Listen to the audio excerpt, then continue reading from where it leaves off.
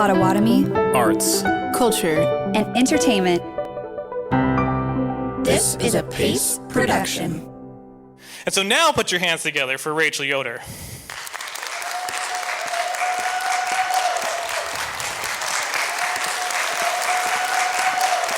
Thanks so much for coming tonight. It's such a treat to be with other people. This is only my second live book event. Usually I'm on a little screen, so I really appreciate your support. I'm 8 years old in the basement of Maple Grove Mennonite Church in Hartville, Ohio, and it's Thanksgiving. We've just eaten our noontime meal and are entering into a long afternoon of digestion until it's time for our second feast at dinner time. In the basement of Maple Grove Mennonite, I watch the adults. My uncles have arranged themselves at one of the tables, styrofoam cups of coffee in hand, to discuss theology and politics and tell stories. My aunts, who are in the little kitchen alcove, work in constant motion, crimping tinfoil over pans, washing dishes, toddlers between their legs, laughing and bantering, but decidedly not sitting down, rarely sitting down, because after they clean up, they will need to tend to the children. I'm 8, with that crystalline clarity of the very young, and it's in this moment I see two possibilities. The men and their work, their world of ideas and time for those ideas, and the women and their world of food and children and continual work. I think it was then I unconsciously made a decision. I want the world of ideas and stories, and I don't want the world of casseroles and endless work.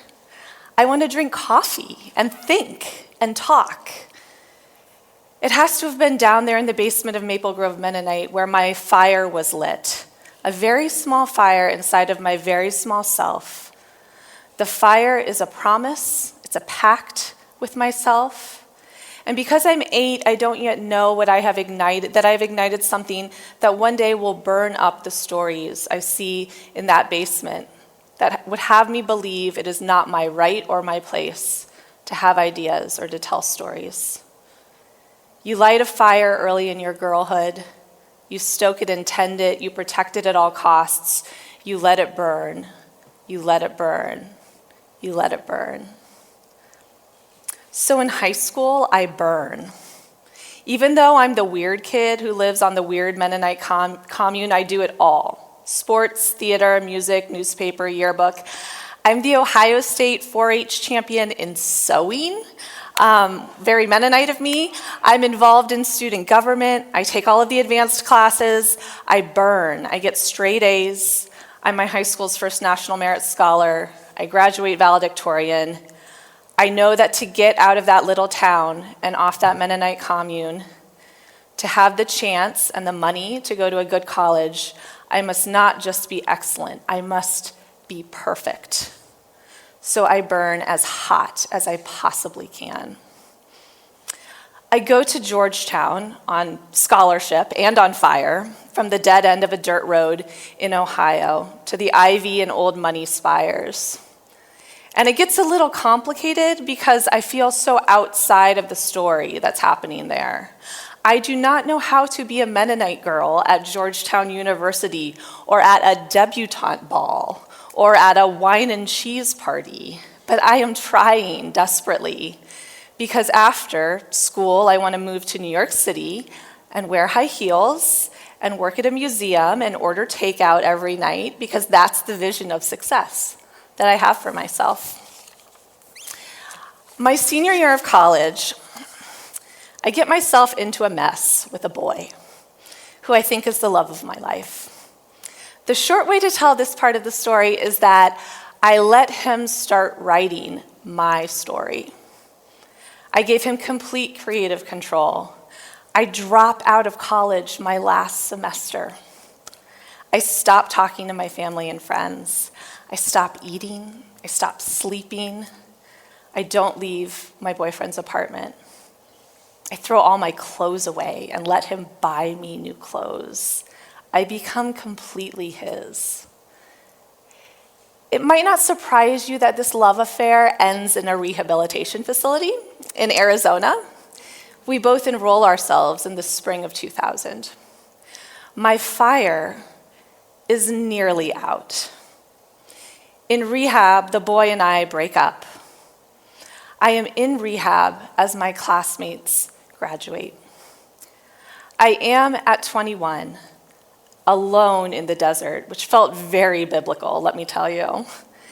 Estranged from nearly everyone I had known before, with no vision of a future in front of me, everything had disappeared.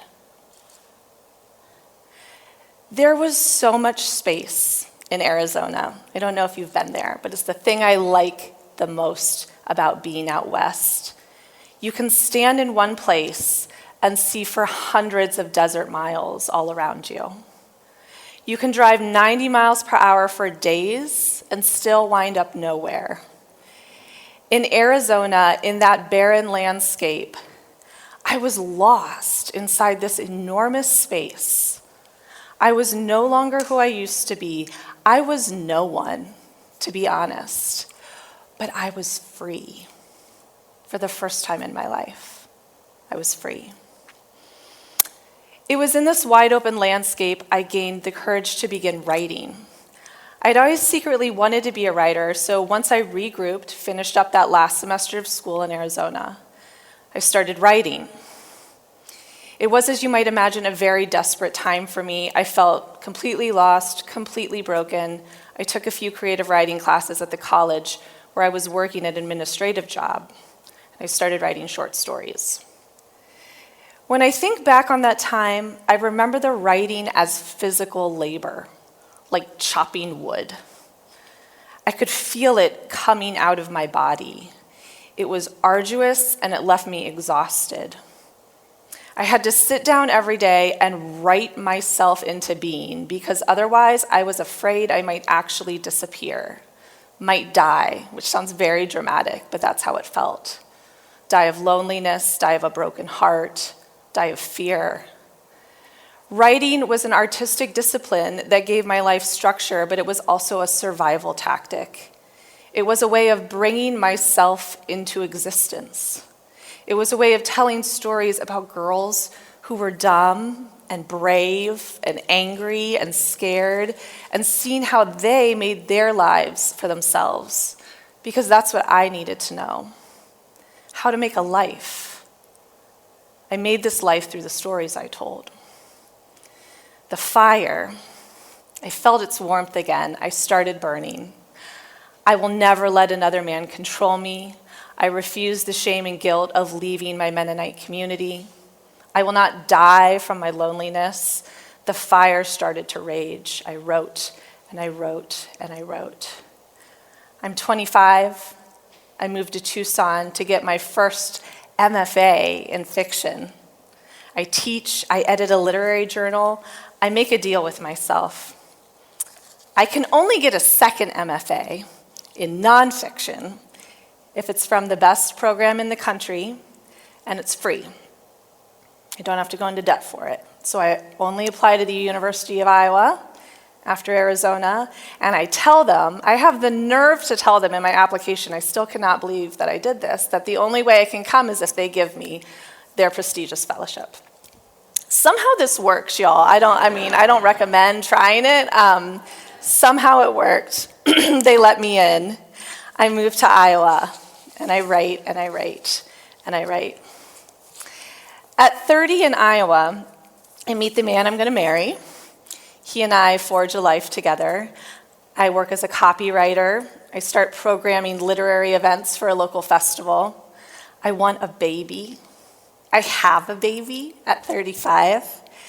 And on maternity leave, I'm hired to direct a literary nonprofit, a position I describe as my dream job, right? Like I've finally done all these tiny little crap jobs and I've gotten to that job that I want. I'm in charge of an organization I care about.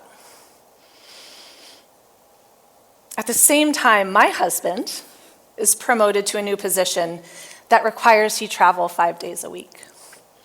My husband leaves, Every week, he leaves, have a baby. I go back to work at my big new dream job. And after 10 months, I quit.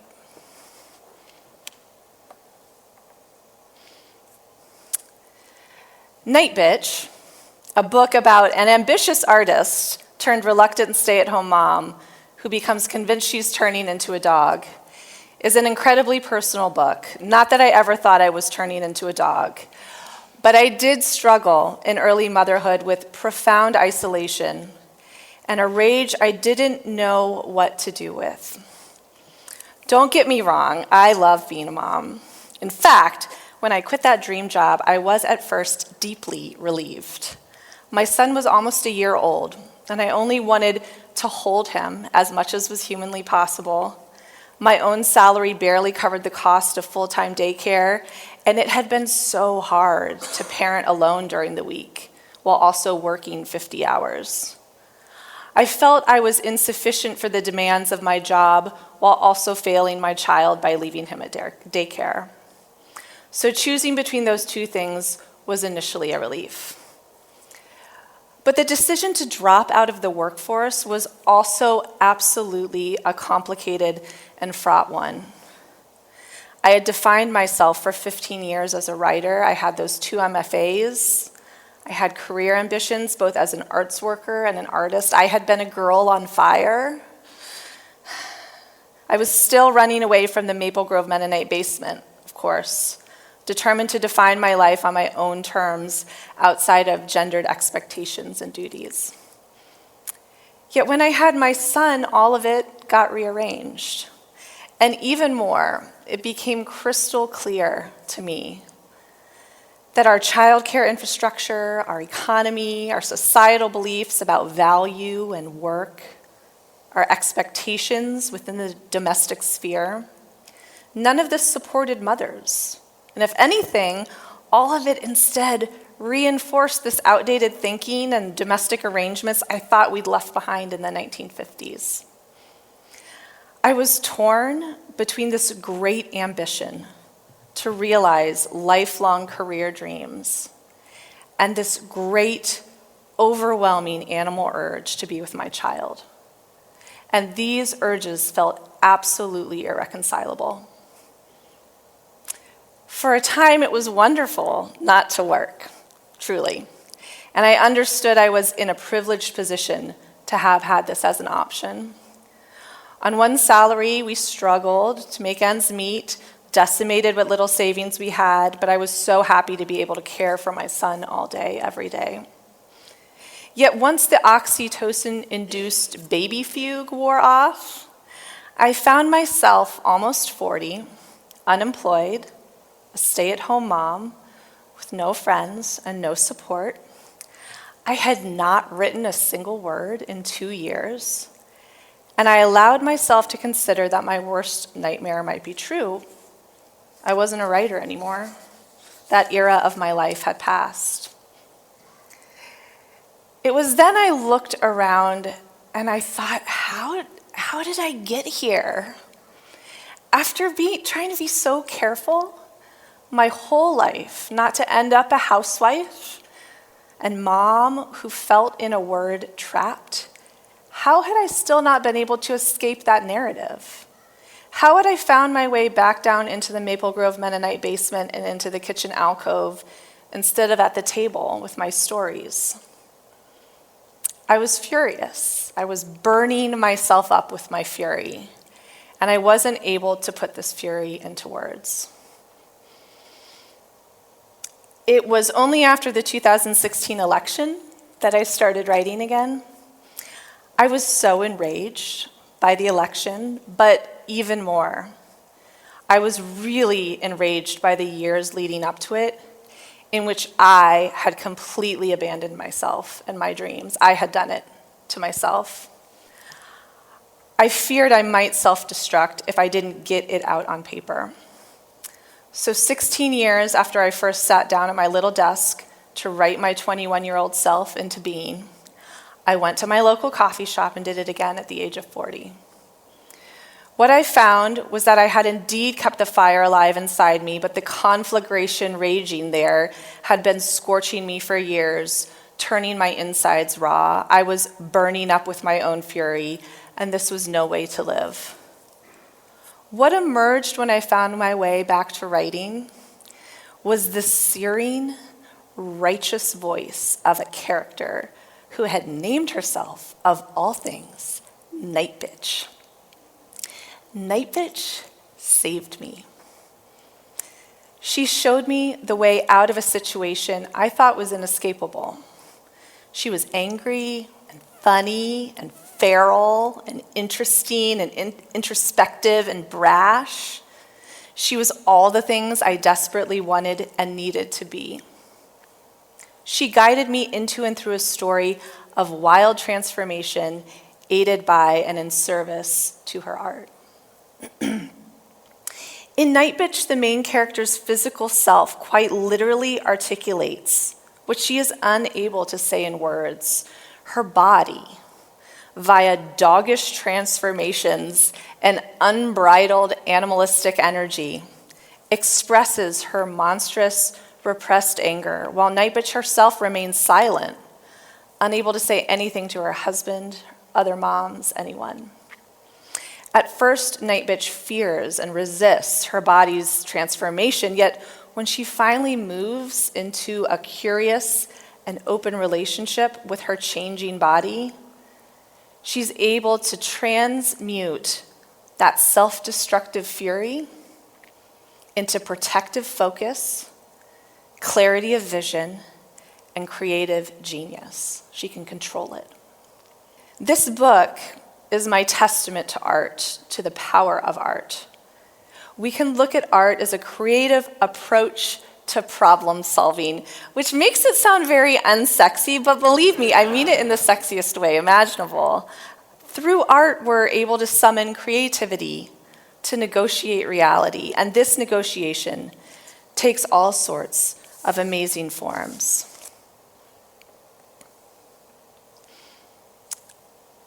Often in the body horror trope, the body is framed as this location of betrayal. And its messages are framed as grotesque, horrifying, to be feared. NightBitch, though, challenges these conventions, positing instead, what if we listened to the body and to the self?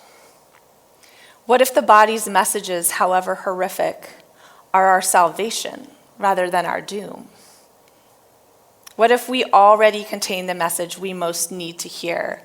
What if we turn toward the beast and ask it what it wants to tell us? It may seem counterintuitive to turn to magical imagery and impossible animal transformation in fiction as a means to explore the idea of possibility. But to me, this seemed obvious. Here I am, a mother in a seemingly unresolvable quagmire of career and family, ambition and maternal love. So how do I tell this story? Well, it's going to take something beyond realism to untangle it. I must, in my impossible situation, turn toward the impossible in my writing instead of insisting on something reasonable and realistic. I must embrace the questions, the contradictions, the beast of it, and work with impossibility in order to move toward some sort of solution or resolution.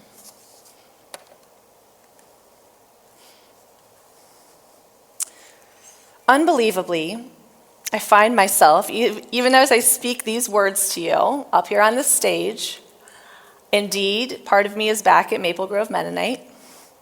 I am always back there to some extent, and that I still struggle, even after publishing a book and seeing its truly amazing success, I still struggle with believing in my self-worth.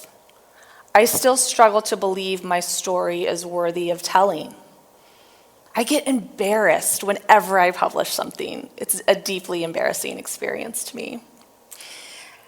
as I prepared for this talk tonight, I asked some friends, am I being too self-involved? And they said, you were asked to come and talk about yourself in your book, so we think you're good. You're fine.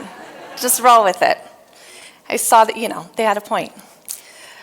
Writing, speaking, telling stories, howling even, these are the antidotes to the shame, to the guilt that comes with rejecting the stories which were my birthright, and instead insisting on writing my own better stories.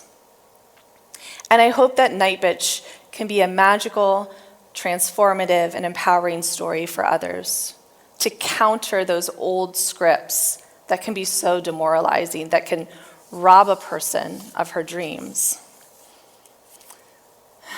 I'm 43 now. It's great being 43. And in my dream space, which is as real to me as this auditorium, I am in the basement of Maple Grove Mennonite Church.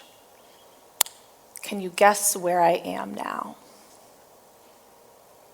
I'm sitting at the table with my coffee, and yes, the men are there, but so are the women.